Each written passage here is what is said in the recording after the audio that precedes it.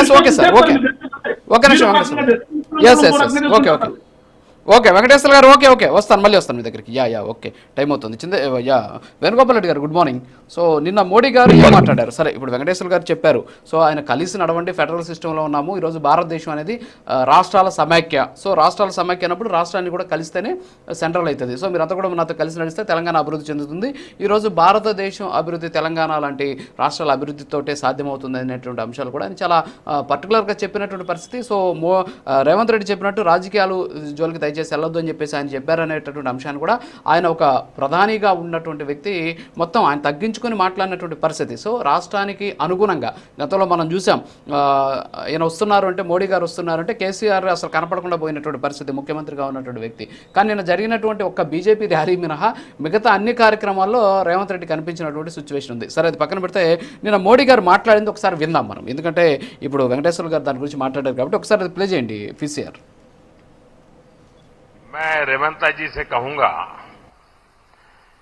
कि 10 साल के शासन में भारत सरकार ने जितना गुजरात को दिया वो मैं आपको देने को तैयार हूं.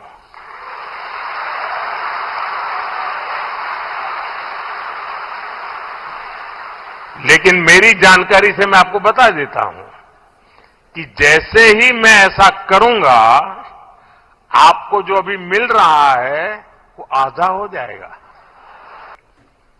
आप जहां पहुंचना चाहते हैं नहीं पहुंच पाएंगे और इसलिए अच्छा है कि मेरे से ही जोड़ो.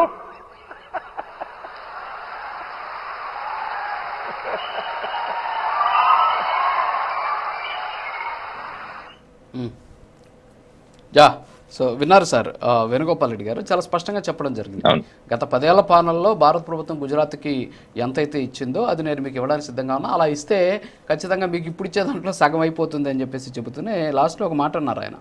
ఏంటి అంటే మీరు ఎక్కడికైతే చేరుకోవాలనుకున్నారో అక్కడికి చేరుకోలేరు కాబట్టి నాతో కలిసి నడవడమే మంచిది. సో నాతో కలిసి నడవాలి అనేటువంటి ఉద్దేశం. అంటే మనం డిబేట్స్లో అనుకుంటూ ఉంటాం కదా right person in the wrong party అనేటటువంటి ఒక పదాన్ని వాడుతూ ఉంటాం.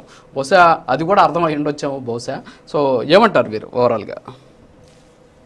ముందుగా రాజు గారు మీకు ప్రైమ్ లైన్ వీక్షకులకి ఇక్కడ ప్యానెల్లో ఉన్న పెద్దలకి నమస్కారం.